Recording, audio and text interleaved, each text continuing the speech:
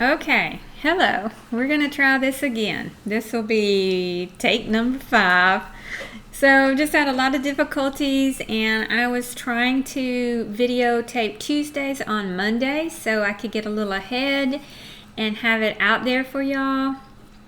But here it is Monday evening, and I am only on the 3rd video, take 5. So we're just going to try it one more time and see if this works. So we've got Ellie here. She is getting a little tired. You can tell her head is drooping. My head is a little droopy, but hey, we're going to try this. So yesterday we talked about, or actually it was today, we talked about insects. And we learned that they have certain things. You have to have certain things to be an insect. And they have to have 2 of these. Yep, there you go. 2 of these. What's that? 2 antennae.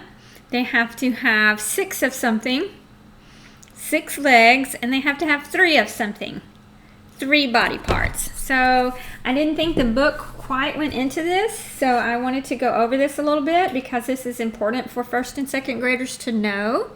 You need to know that the name of the body parts. So we have the head, and that's written up here, head. It looks like heed. It's a sight word. It's head. So yes, the English language has about as many sight words as regular words. We just have to go with it. That's the head. This is the thorax, and then this is the abdomen. So let's see if we can say these together. Head, thorax, abdomen. Head, thorax, abdomen. Head, thorax, abdomen. Do you have it? All right, great job. All of the legs, all 6 of the legs come out of the thorax. I just thought that was an interesting little point because at first I thought maybe 2 at the back of the head, 2 in the thorax, 2 on the abdomen. No, all of them come out of the thorax. So all 6 legs. What did we learn that their antennae do? They are sensory organs, meaning touch, smell, taste, sense of danger. Very important to the insect.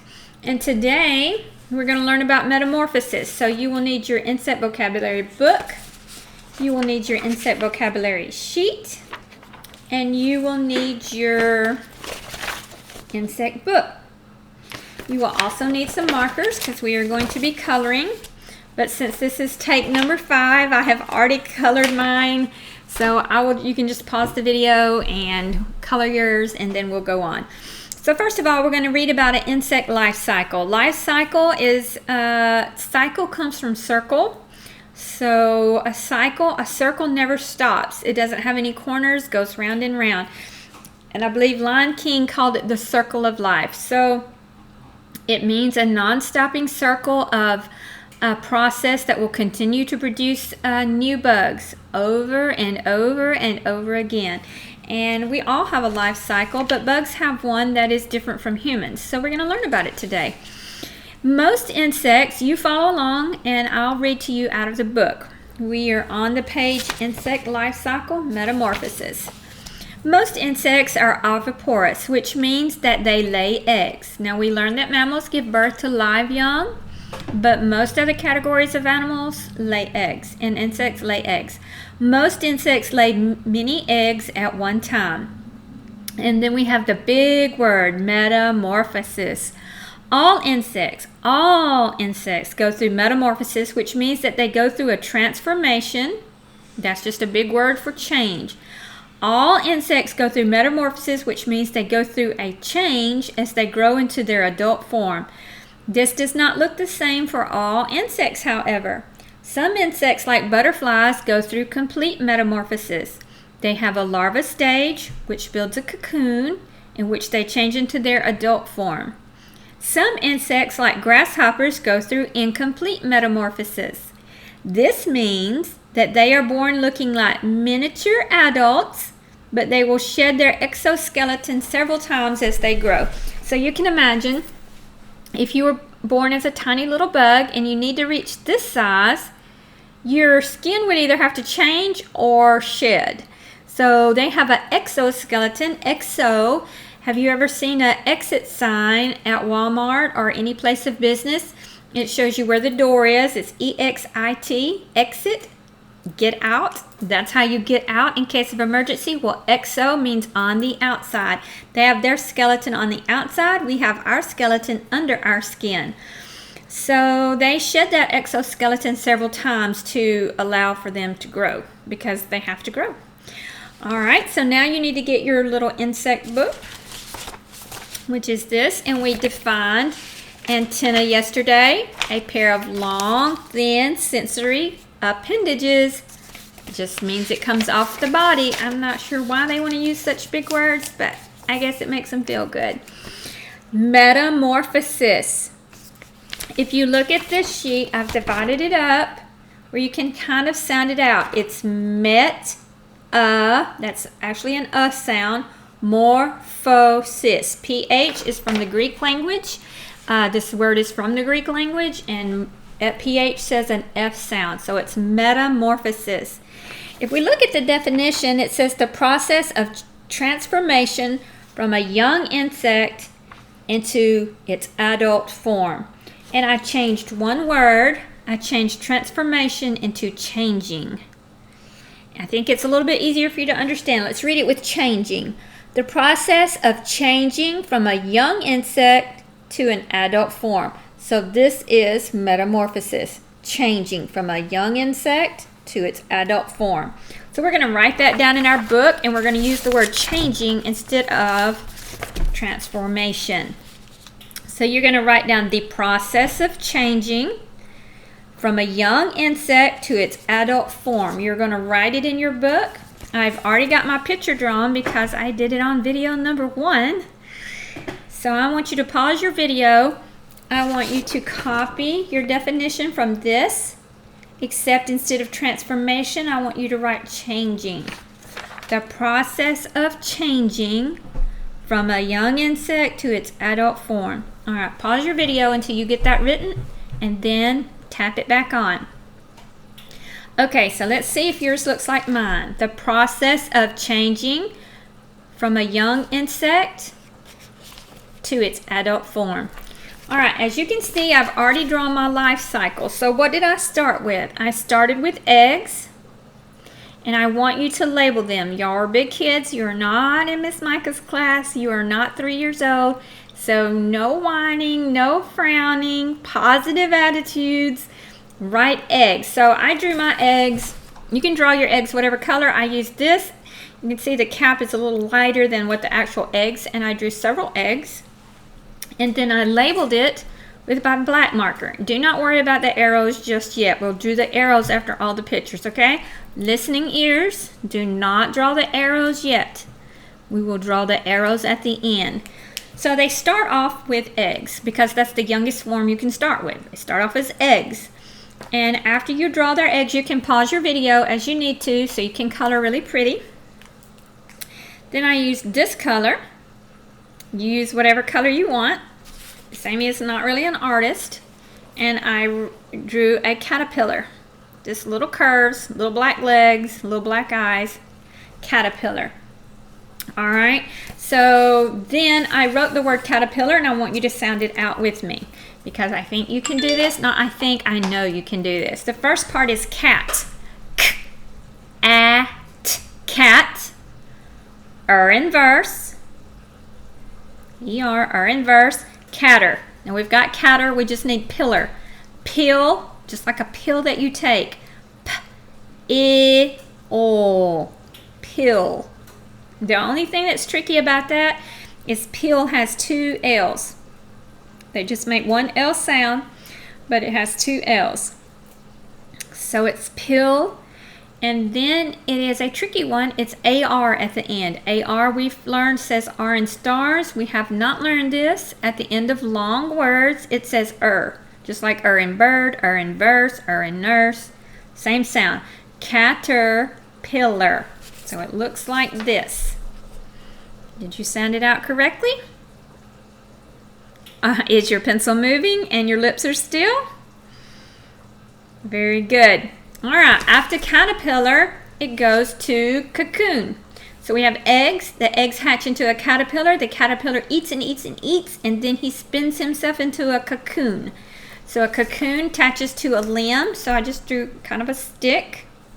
I did it with this color, which is a little bit tanner than the lid. Again, a little darker. And I drew an oval. So this is for people who can't draw. I'm saying you can do this. If I can do this, you can do this. I just drew an oval under the limb, and I drew 2 stripes on it. And you can see how I spelled cocoon. It looks like cocoon. C-O-C-O-O-N. Okay? Again, don't worry about the black arrows just yet. After he stays in that cocoon for a little while, he comes out in his adult stage as a butterfly. Draw whatever color butterfly you want.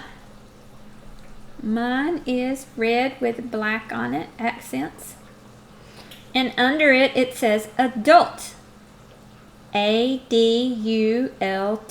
Adult. Okay?